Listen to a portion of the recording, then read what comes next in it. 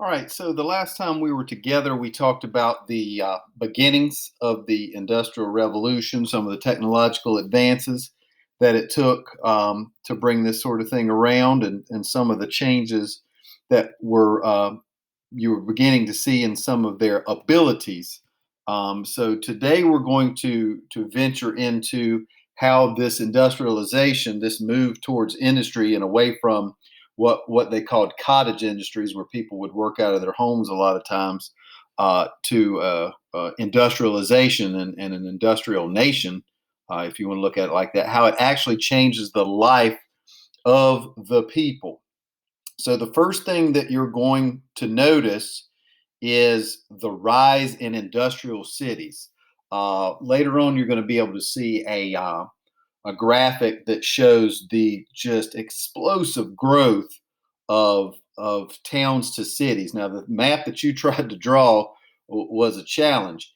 Nothing compared to what started to happen. You check out some of these renditions. Now, obviously, the top is a drawing. You see how crowded things are. The buildings are literally touching. This is becoming a big city. Now, this picture here is a more modern photograph, so it's a little bit after this industrialization, but it gives you a great sense of what it was like, how the people are packed right on top of each other, the living conditions that they're going to be living in, laundry hanging out on the sides, those sort of things. So urbanization is city building, and it's the movement of people into cities. And at this time, Europe is starting to industrialize, but especially England and Britain, as we've been talking about, and London was Europe's largest city at this time. So when we talk about living conditions, I mean, just look. I mean, check it out. What do you think these people's lives are like? There are no planned developments. There's no city planning like we see today. There's no sanitary codes. How do these people deal with their refuse? How do these people deal with their sewage and those sorts of things? There are no building codes at this time. So buildings are built, however, and there were collapses and all sorts of issues and things like that. But even with that ease of building and ease of these things, nothing really being holding them back like a government red tape or anything, there's still not enough adequate housing for folks. There's not enough open opportunity for education for the kids. There's not enough police protection. So you see unpaved, garbage filled streets, crowded, dark, dirty. Remember, this is also pre electrification. Okay, so they would have gas lamps on the streets, maybe, and then or burning lamps inside and candles, maybe, right? So inside of these places, these folks with windows are actually the winners here when you look at it. So this is their living conditions. But what about work conditions?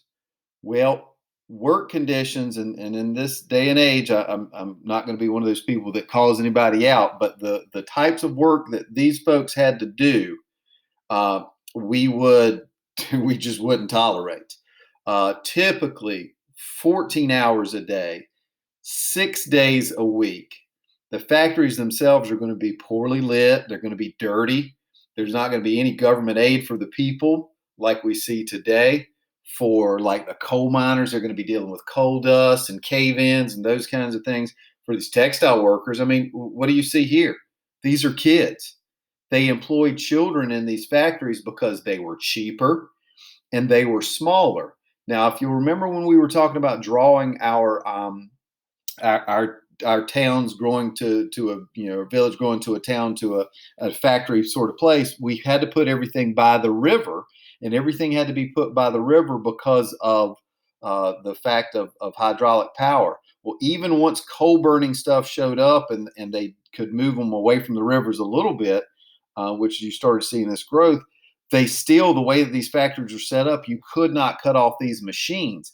If the and there are lots of videos and stuff you can find, but the punishments if they had to turn off a machine for something for a kid or somebody screwing something up, they would dock them like a week's wages, which meant they took away a week's pay for them. but they use kids because of the cheap labor, and it's going to be incredibly hard work. And then you get to leave and go home to these terrible sorts of positions. Now, I'm always going to work soccer in any way that I can, so prepare yourself. But what you're also going to start to see is with this urbanization, this movement to the cities, but also these factories growing up and things like that, you're going to start to see some class tensions, some social class tensions are going to start to grow as well. You're going to have this burgeoning, growing middle class. Okay, the upper middle class is going to be people who are like government employees, doctors, lawyers, managers, potentially factory owners and stuff. And then the lower middle class is going to be the overseers and maybe skilled workers and stuff like that. So this middle class is going to be growing. Okay, but they're going to be looked down upon by the aristocrats and the landowners. And then we're talking specifically in Britain. Okay, so they've got a fairly firm social class system, and everybody just sort of bought into it. One of the things that I've been watching is a Netflix show called The English Game, and it talks about the advent of soccer and how it was invented and how the rules were sort of codified and those kinds of things. And it is about basically the elite aristocracy inventing and setting up the rules of the game, but then the working class is trying to get into playing soccer, and how there was just this push to use soccer itself as a way to divide people and things like that. So you're really going to see these tensions grow between social classes, but you're also going to start to see tensions grow amongst the working class. Now, the working class is going to start to run into issues because this is something that we still deal with today. As you advance in technology and mechanization, a lot of times machines replace workers, and that's going to be an issue as well. So they started to crop up this thing in the UK of this group called the Luddites, and Luddites are these workers who had been replaced. This guy's not working in this picture. He's taking that sledgehammer to that machine. He's prying apart that machine so that the machine wouldn't work, in order to punish factory owners and things like that. They would destroy the machinery and sometimes even burn down whole factories as a form of a way of getting back at ownership and things like that. So not only are you going to see some tensions maybe between middle and upper class and middle and working class and things like that, but you're also going to see some issues and some tensions within the classes from the haves and the have-nots as far as being able to keep their jobs and those sorts of things. So it really is it's going to seriously affect the interactions amongst people. So stroll on down here. I want you to take a look. You know, you see now the smokestacks are going and all this other stuff, and this sort of prim and proper social life that you're seeing in this picture. Now, this, you know, you don't see overly darkened skies or anything. This is actually a drawing about the positive effects of the Industrial Revolution. Okay, and there were some that's not, you know, this is not the worst thing that's ever happened. This, our world happens because of industrial revolution. I mean, it created jobs, which is going to give wealth to people that had not had wealth before. It's actually going to make the country more wealthy and more powerful. You'll see technological progress a lot of times in new inventions, like we looked at before.